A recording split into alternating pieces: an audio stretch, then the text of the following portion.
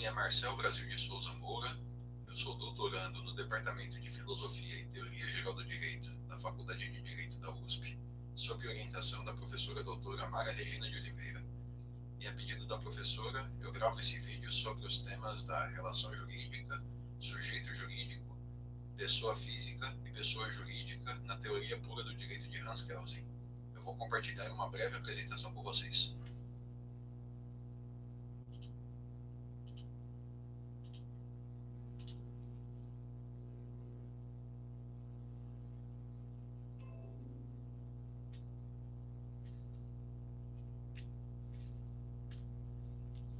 Sobre relação jurídica.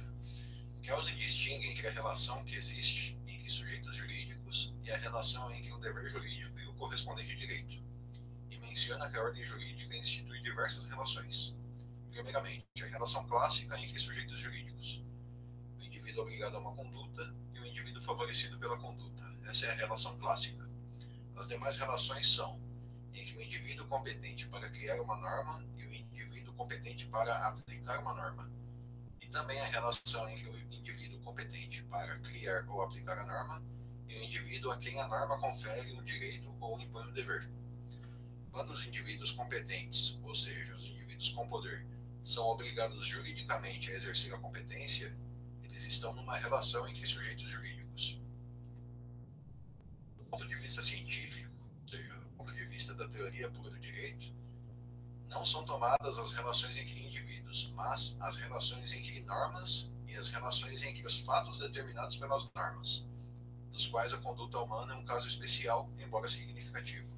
São as condutas humanas que formam o conteúdo das normas jurídicas. E nessa linha, Kelsen questiona a distinção tradicional entre relação jurídica privada e relação jurídica pública.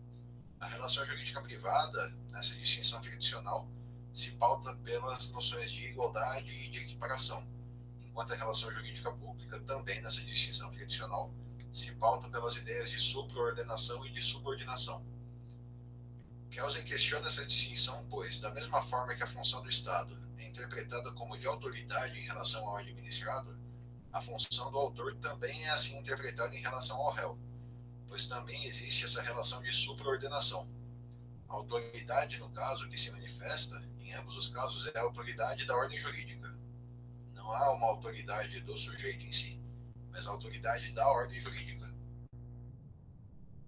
Kelsen, retomando a distinção entre fato externo e significação jurídica, explica as relações jurídicas em que a obrigação de um indivíduo em face do outro está em interconexão, como no contrato de compra e venda e na relação jurídica matrimonial.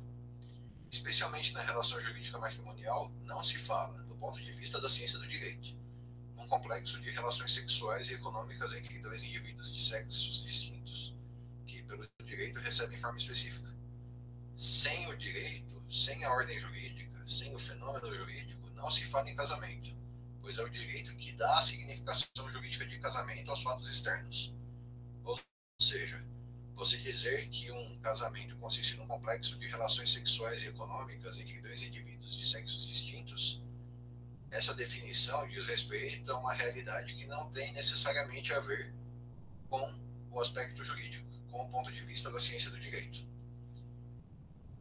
Ou seja, do ponto de vista da ciência do direito, essa relação, esse complexo de relações sexuais e econômicas entre dois indivíduos de sexos distintos vai ser casamento, porque a ordem jurídica diz que é, não porque esses fatos por si só seriam um casamento. Como relação jurídica, o casamento vai significar um complexo de normas jurídicas. Para a ciência do direito, o que importa são as relações entre normas jurídicas e as relações entre os fatos determinados pelas normas jurídicas. Sobre o sujeito jurídico, Kelsen ensina que o conceito de sujeito jurídico, tal como de órgão jurídico, é um conceito personalístico e, portanto, desnecessário para a descrição do direito. Esses conceitos personalísticos apenas facilitam a descrição da distinção funcional de que suas condutas são determinadas pela ordem jurídica. No caso do sujeito jurídico, a observação ou violação da norma. No caso do órgão jurídico, a criação ou aplicação da norma. E aqui eu trago uma citação interessante de Kelsen.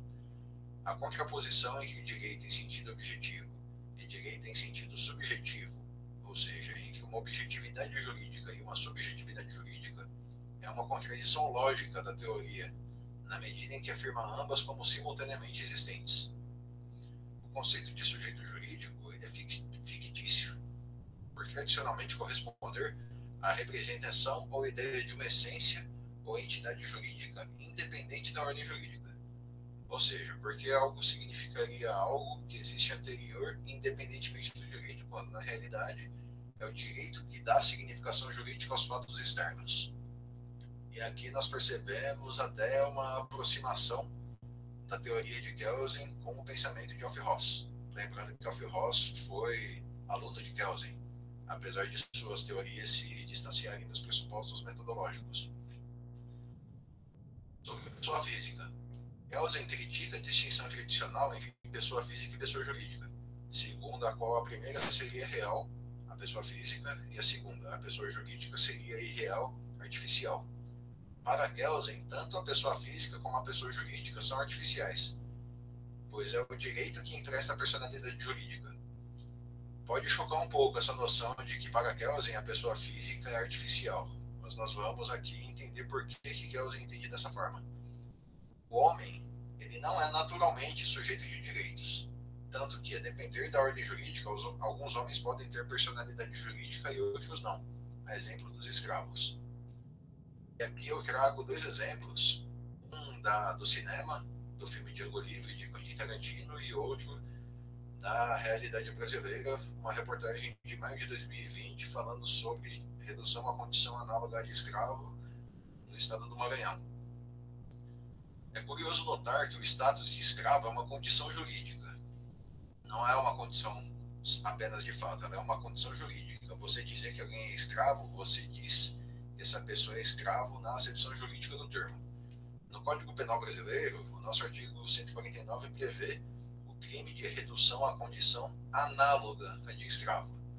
Fala-se em condição análoga justamente porque não é possível, do ponto de vista do direito brasileiro, reduzir alguém à condição jurídica de escravo. Como nós sabemos, em 1888 foi promulgada a Lei Áurea e essa lei aboliu a escravidão no Brasil.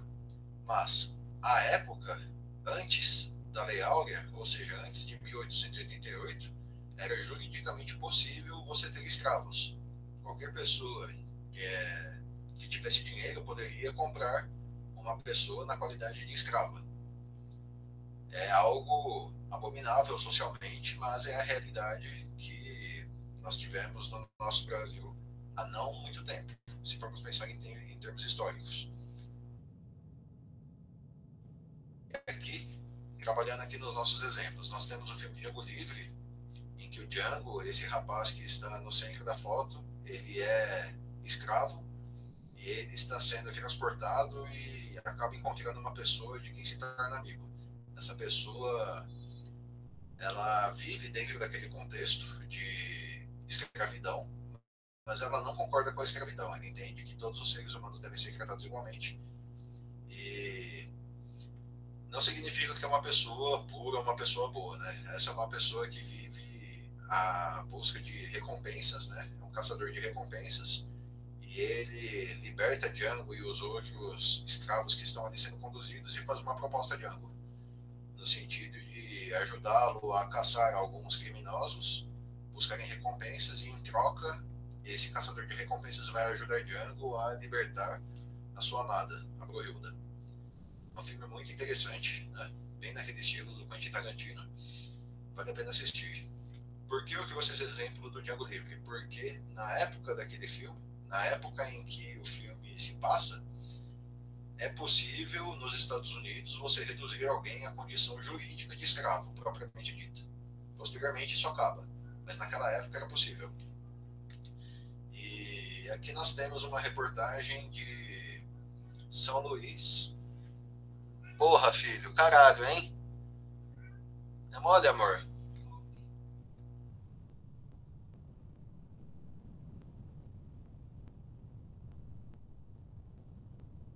Para, filho, pelo amor de Deus.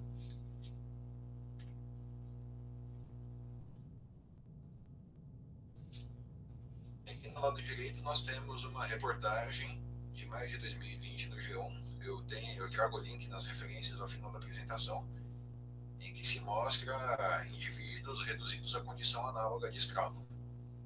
Isso para ilustrar do ponto de vista jurídico como atualmente não é possível no Brasil você ter um escravo, juridicamente falando.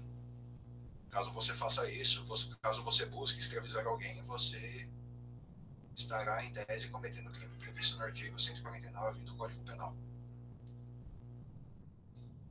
Os exemplos do cinema e da vida real ilustram bem a posição de Kelsen.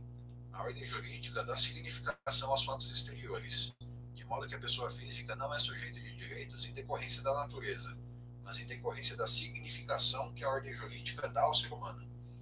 Nesse sentido, ser pessoa ou ter personalidade jurídica é o mesmo que ter deveres jurídicos e direitos subjetivos, na medida em que a ordem jurídica permite essa possibilidade.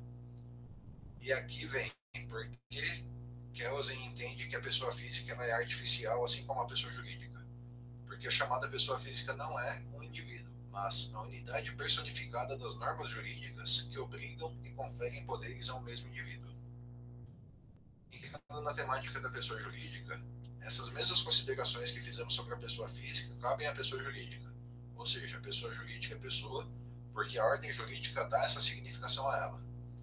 Sem prejuízo, é importante mencionar que a pessoa jurídica, mencionada por Kelsen como corporação, é uma comunidade de indivíduos a que a ordem jurídica impõe deveres e confere direitos subjetivos que não podem ser vistos como deveres ou direitos dos indivíduos que formam essa corporação, como seus membros, mas competem a esta mesma corporação.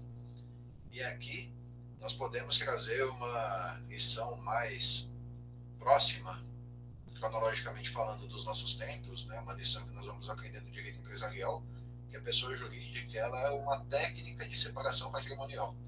Isso se encaixa perfeitamente com essa noção de Kelsen sobre pessoa jurídica. Vamos aqui exemplificar com um acórdão do Tribunal de Justiça do Estado de São Paulo. Aqui vocês têm todas as referências para consultar o caso na íntegra. E vamos aqui apenas ilustrar que foram emitidos cheques pela pessoa jurídica PBX Atacadista, Têxteis Limitada, né?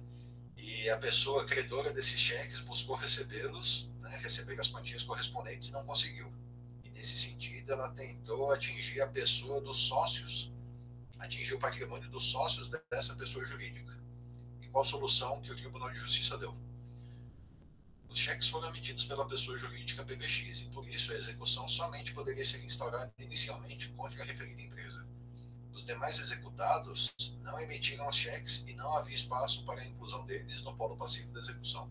Como regra, não pode ser acionado diretamente na execução quem não figurou como emitente, avalista ou endossante dos títulos cambiais ou cambiariformes. Cuida-se de aplicar as regras de responsabilidade previstas no direito cambial. E aqui vem o ponto mais importante que nós até destacamos aqui com negrito e itálico. Se o portador do cheque quiser ver... Nossa, mas tem tanto erro de digitação. Deixa eu corrigir aqui. Paga de minha filha, por favor.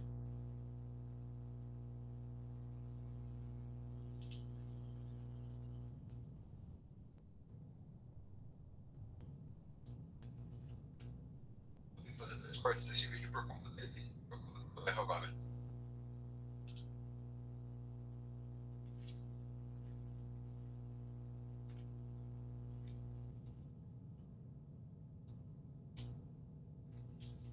Aqui nós temos um exemplo de julgado do Tribunal de Justiça do Estado de São Paulo que exemplifica essa noção de pessoa jurídica como técnica de separação patrimonial.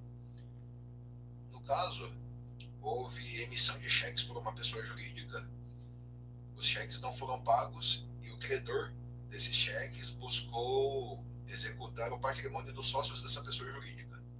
E o que o Tribunal de Justiça concluiu?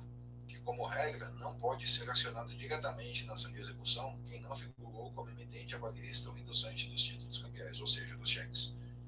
Se o portador do cheque quiser ver os sócios da empresa, ou seja, os sócios da pessoa jurídica emitente responsabilizados pela dívida originária dos cheques, ele deverá solicitar isso num incidente de desconsideração de personalidade jurídica. Isso significa que, a parte de todas essas questões técnicas do direito empresarial que vão ser aprendidas na disciplina apropriada, o que nós verificamos aqui é que a pessoa jurídica ela é distinta da pessoa dos seus sócios. E isso se encaixa perfeitamente com a noção de Kelsen, no sentido de que a pessoa jurídica é uma comunidade de indivíduos a que a ordem jurídica impõe deveres e confere direitos subjetivos que não podem ser vistos como deveres ou direitos dos indivíduos que formam essa corporação. Aqui nós temos as nossas referências bibliográficas. Foi basicamente o livro Teoria Pura do Direito de Hans Kelsen, o filme Django Livre e uma matéria do G1 em que verificamos o crime de redução à condição análoga de escravo. Esperamos que a exposição tenha sido proveitosa, ficamos à disposição.